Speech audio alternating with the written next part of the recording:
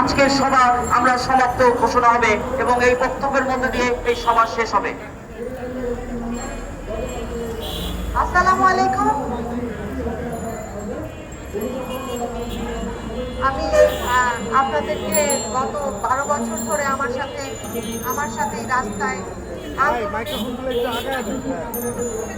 কথা বলার জন্য, আমাদের কথাগুলো দেশবাসীর কাছে পৌঁছে দেওয়ার জন্য আন্তরিকভাবে ধন্যবাদ জানাই। মায়ের ডাক যখন প্ল্যাটফর্মে দাঁড়ায়, একজন ঘুমের পরিবার হিসেবে পরিচয় নিয়ে আমি যখন দাঁড়াই, আমার পরিবার সহ বাংলাদেশের অনেক পরিবার, ঢাকার আমরা অনেক পরিবার, তখন দেখি যে আমাদের পরিবার থেকে আমার ভাইদেরকে নিয়ে যাওয়া হয়েছে রাষ্ট্রবাহিনী কর্তৃক, র্যাব, ডিজিএফআই, পুলিশ, ডিবি, সাদা পোশাকে। স্বৈরাচারী ফ্যাসিস্ট হাসিনার সরকার আমাদের ভাইদেরকে নিয়ে গেছে। আমাদের যে চিন্তাটা ছিল, মনুষ্যত্ব যদি বিন্দুমাত্র থাকে, হয়তো তাদেরকে সিক্রেট ডিটেনশন সেলে ফেলে রেখেছে। বছরের পর বছর, গত 11 বছর রাস্তায় আছে এই আশাটা নিয়ে, এই হায়না থাবা থেকে যখন আমার দেশ মুক্ত হবে, যখন আমরা এই স্বাধীন দেশে আমরা শ্বাস নিব, একটা রাস্তা দিয়ে, একটা সিক্রেট ডিটেনশনের বাইরে আমার ভাইয়ের মতো যারা গুম হয়ে আছে, চৌধুরী আলম ভাই, ইলিয়াস আলী ভাই,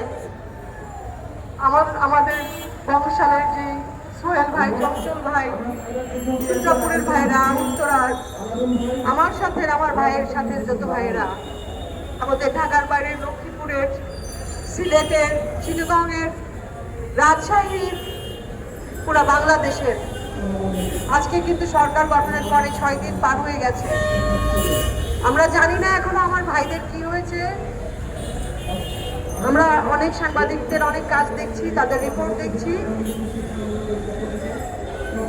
সেটা আমরা আশা করি না আমাদের ভাইদের সাথে কোনো কিছু এই সরকার করেছে।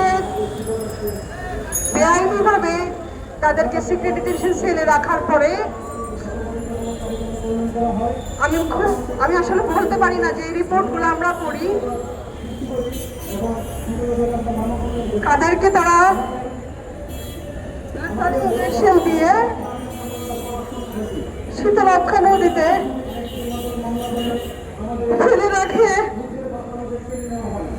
কোন পরিবার কে আছে যে এটা সহ্য করতে পারবে, এটা নিতে পারবে? তার পরিবারের একজনকে রাষ্ট্রীয় সংস্থা দ্বারা শেখ হাসিনার নির্দেশে, তারেক সিদ্দিকীর অ্যাডভাইসে, জিয়াউর হাসানের মতো যত অফিসার আছে, তাদেরকে কে অধিকার দেয় নাই